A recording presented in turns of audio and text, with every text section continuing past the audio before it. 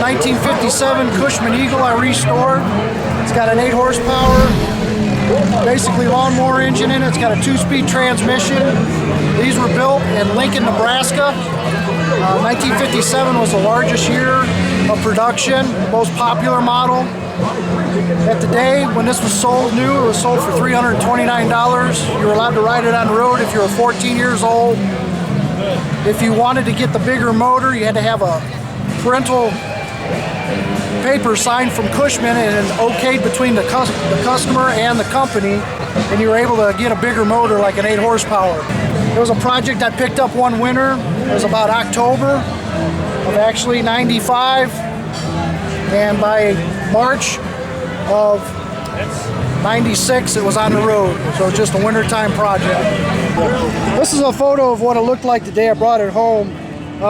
Like I said earlier, this was sold brand new for $329. I took my wife with me and I pulled it out of the barn of my friend that I bought it from, and she said, "You paid $450 for that piece of junk?"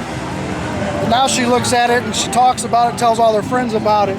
I think it's more hers than it is mine. Okay, in the early 30s, Cushman started making lawnmower engines. He was a pilot. The owner of the company was a president. He went to an airfield and he saw an Italian guy pull a scooter out of his airplane and rode it through town. He got the idea. He said, "Hey, maybe I should start making scooters." That's how Cushman started. This is basically a lawnmower engine, 3-inch bore in here. And what he did was he turned his lawnmower engines into a scooter.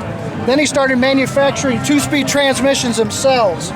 This is actually called a Husky Cushman engine, made by Cushman themselves. Basically, the motor's turned around so the chain is on the other side, and they had a foot clutch on the other side. This is a clutch mechanism, which also is a centrifugal clutch on this. Basically what it is so you can shift from low to high with the jockey shift shifter. You have a foot clutch down here, but when you push on the clutch, it actuates the clutch. That's so you can shift from low to high and high to low. This is your rear brake assembly. The chain goes back to the transmission, and then on the opposite side goes back to the rear wheel. This unit doesn't have a battery on it. This is all worked off of stators underneath the flywheel. So basically you have a brake light with a stator. To get your brake light, you step on the pedal, a switch turns on and actuates another stator and just makes the light bulb brighter. Basically like taking a battery and adding an extra battery, but this doesn't have a battery in it. The headlight does have a high beam, low beam. Another neat feature on this, when you were a kid back in the day, everybody had Schwinn bicycles. And what they did was they took their Auga horn off their Schwinn bicycle and put it on their Cushmans. If you step around the front, I'll blow it for you so you can hear it.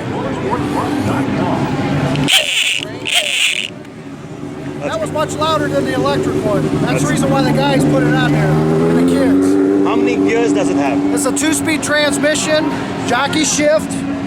So you would step on the clutch and shift from low to high and high to low.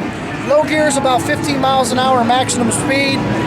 Top end gear, like I said, you can get up to 50, 60 miles an hour, no problem. I'm actually a 3rd generation to ride motorcycles. My great-grandfather rode motorcycles. My dad actually had a motorcycle over in Germany. I've been working on them ever since I've been 12 years old, working on my brother's motorcycles. I'm into British motorcycles and mostly vintage items, as you see. I also have a Norton Commando 1975 built in England. Restored that and had a lot of fun with that. Riding experiences, you can't beat it. When you're on 2 wheels and you're out on the road, you know, you just everybody looking at you, especially when you got oddball things like this. It's a neat experience. It's a lot of fun. You meet a lot of good people, a lot of good friendly people. You'll see the biggest burly guy with a big beard. Looks like he's gonna stomp on you, and you go up and talk to him. He's probably the sweetest guy you've ever talked to, and he'd take his shirt off to give it to you if you needed it. Worst experience I've ever had is probably when I was on a motorcycle. I just turned 16 years old, got my first motorcycle, and I was making a left-hand turn, and when I looked down just to make sure there was nothing on the ground, all I saw was a fender. So I kicked off that fender and basically went the opposite way. Thank God nothing else was coming. But other than that, that was my worst experience. You always got to be on the lookout. You got to be on the defense. But please, don't drink and drive. when you're on two wheels, drinking doesn't pan out. You need all the defense you can get. A Coke or a Pepsi, you're gonna have just as much fun because you're gonna enjoy the ride home that way.